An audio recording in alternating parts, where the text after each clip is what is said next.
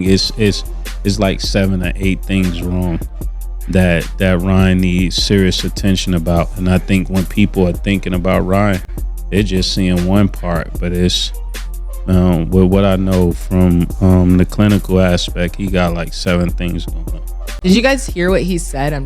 I did.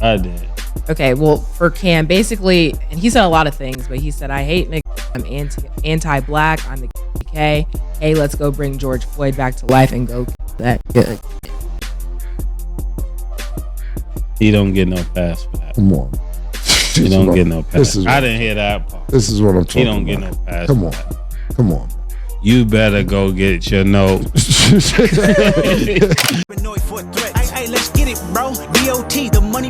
so here we go again, back with another one. Welcome back to the Dark Times channel. And before I go ahead and get started, make sure you guys go ahead and smash that like button for me. And if you're not new to the channel and you enjoy the content so far on this channel, make sure you guys go ahead and hit that subscribe button for me as well.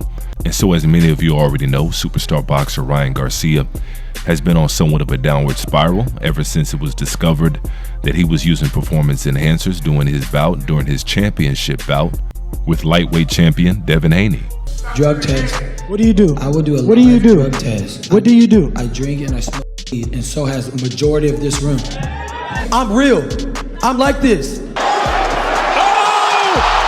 What a fight. What a show. What an event. You know, this was billed as the rubber match between Ryan Garcia and Devin Haney. Fight number 7. After this, He's definitely on something. I didn't know what it was, but my eye, like Cam said, got past the eye test. From when he went like this to Mike Tyson, and Mike Tyson looked at him like this. Look good, bro. Thank you. You been eating bricks? Because it was juice, baby. You had the juice, baby. I'm talking OJ, baby. Devin Haney's still undefeated. You can't cheat. Come on, bitch. Cheat? Look, you know, for me, I'm a warrior. You know, I'm always prepared for whatever in that ring. You know, do or die, kill or be killed. But when you start to play games where you come in heavy, all right, you know, he did that. But then when you start to add cheating and enhancements, that is just, yeah, it's not it's not a good look for the sport. But as a fighter, as a warrior who's ready to risk their life, you know, that's criminal. That's criminal. And so Ryan Garcia cheated. Ryan Garcia knowingly broke the rules, and he was suspended for a year for it. And not only that, the victory that he got over Devin Haney has been wiped away. It's been ruled as a no contest, as it should have been. Like I said in a previous video, right after that fight happened, I said that Devin Haney should take him to court. Then he sues me, and then they frame me. What's he suing you for? What's he suing you for? I don't know. I think it's for like mental anguish? Yes, mental something anguish. like that. So you just too long? I don't think that's ever been done in the history of boxing. Yeah, you knocked him out before he got in. Facts. They know, as well as other fighters know, you don't take that from a boxer, let alone an undefeated boxer, let alone an undisputed champion boxer. You don't take that away by cheating.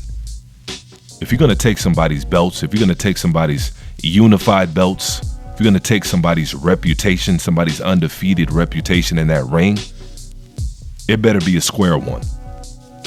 Everything better be on the up and up.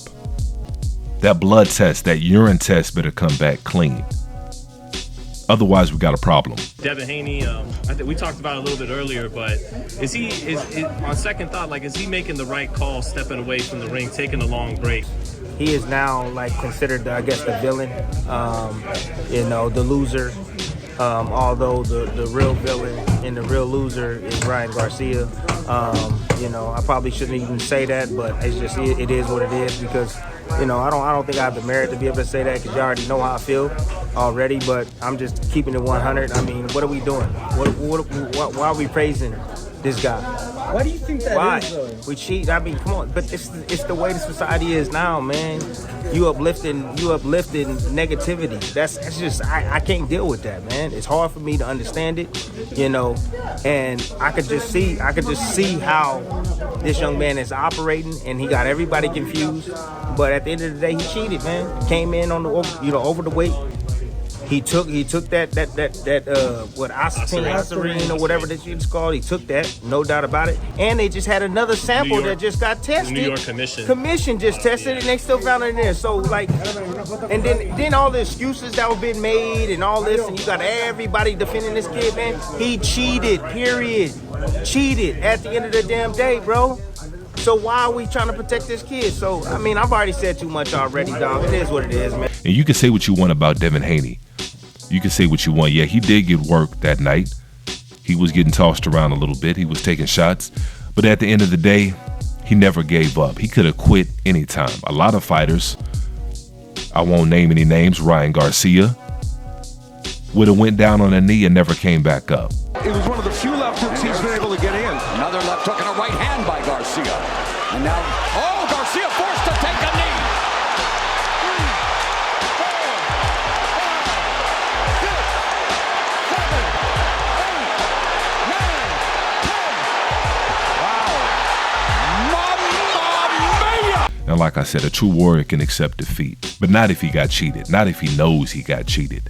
That's something that's hard to accept, and that's something that he can never get back. And so he has every right to sue. And for Ryan Garcia and other people to act like Devin Haney doesn't have a right to sue, doesn't have a right to be angry, doesn't have a right to be outraged, it's ridiculous, and they don't know boxing and they don't know combat sports. And based on some interviews that I've seen with Ryan Garcia, as I said in a previous video, Ryan Garcia doesn't have any interest in boxing professionally anymore. And he shouldn't. He shouldn't. As talented as he is, as skilled as he is, he doesn't have the best boxing IQ. And so when he goes up against the Tank Davises, the Pitbull Cruzes, the Teofimo Lopezes of the world, it's going to be light work for those guys. And so I don't think we're ever going to see Ryan Garcia competing for any belts. I think that Devin Haney was his last professional bout. From now on, I think it's strictly going to be exhibitions. What's your thing? Like, where are you at? I know we talk about Jesus a lot, but we also go a little crazy. Who are you? I love Jesus, first and foremost. I want to go to UFC. I want to beat up with Sean O'Malley. I'll probably do a couple exhibitions, a couple movies. This is a guy in Ryan Garcia that's not talking about winning championships. He's not talking about collecting belts. He's not talking about becoming lightweight champion of the world. He's talking about making movies and exhibition fights in MMA. And he was talking about this even before he was suspended from boxing. And so at the end of the day, you got to believe that Ryan Garcia was comfortable saying what he said. He was comfortable saying what he said because he didn't care about the sport of boxing. And not only did he not care about the sport of boxing, he didn't care, or he didn't give a damn about so-called black people. But he said, I hate niggas. I'm anti-black. I'm the K. Hey, let's go bring George Floyd back to life and go that good. He don't get no pass for that. Come on. He don't get no pass. I didn't hear that part. And I wasn't upset and I wasn't surprised when I heard these comments coming from Ryan Garcia, because Ryan Garcia, a lot like a lot of other individuals in his situation in the sport of boxing that grow up around so-called black people, train with so-called black people, they still share these same sentiments. Teofimo,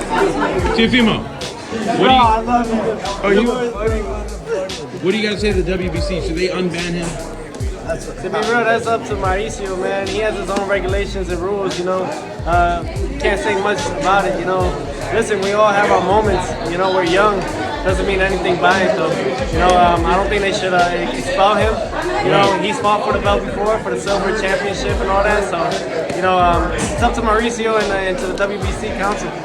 An apology and settle it and, you know, water under the bridge, right? I mean, hey, listen, it's a freedom of speech. And that's your Black and Brown Alliance in a nutshell. You got Teofimo Lopez wearing a Martin Luther King shirt, talking about, it's just words.